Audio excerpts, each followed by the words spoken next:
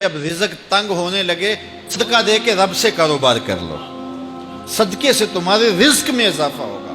یہ رب کا وعدہ ہے اور اللہ کے وعدے جھوٹے نہیں ہو سکتے۔ رزق کی برکت کا ایک اور بہت بڑا ذریعہ النکاح ہے۔ فرمایا اگر تم نکاح کرو گے، تم فقیر ہو وہ تمہیں غنی کر دے گا۔ لوگ کہتے ہیں بچہ پیروں پہ کھڑا ہو لے تو پھر نکاح کریں گے۔ اللہ کہتا ہے تم نکاح کرو، ہم پیروں پہ کھڑا کر دیں گے۔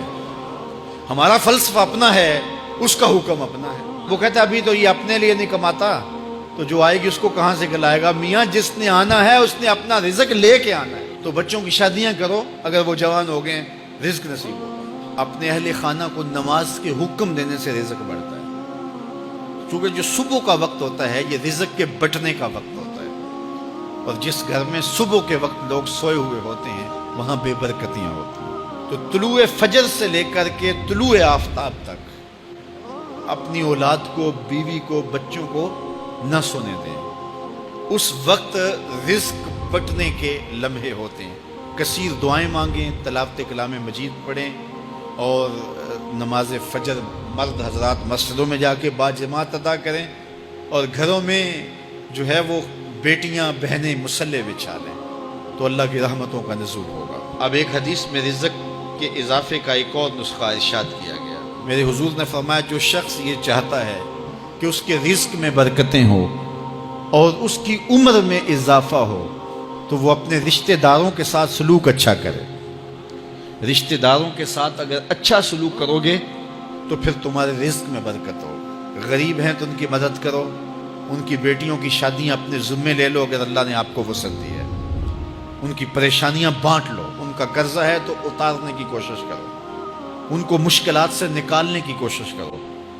تم ان کو مشکلات سے نکالو گے، اللہ تمہیں مشکلوں سے نکالے گا۔ تمہارے رزق میں بھی برکتیں ہوگی اور تمہارے مال میں بھی برکتیں ہوں۔ فرمایا بہتر صدقہ وہ ہے جو ناراض غریب رشتہ دار کو دیا جائے۔ اگر وہ پھنس گیا ہے، مجبور ہے، ناراض ہے، تو اس کو اگر دیں گے تمہارا نفس اس میں شامل نہیں ہوگا، تو یہ افضل صدقہ ہے جو ہر صورت میں قبول ہی قبول ہے۔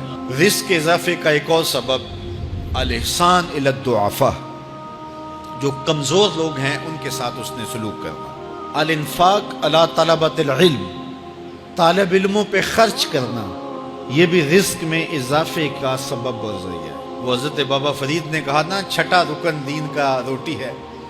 گھر میں کچھ نہ ہو تو پھر نہ نماز اور نہ ہی دیگر امور کی لذت آتی ہے، تو یہ رزق فراواں اور وسیع اور مبارک نصیب کر دے اللہ۔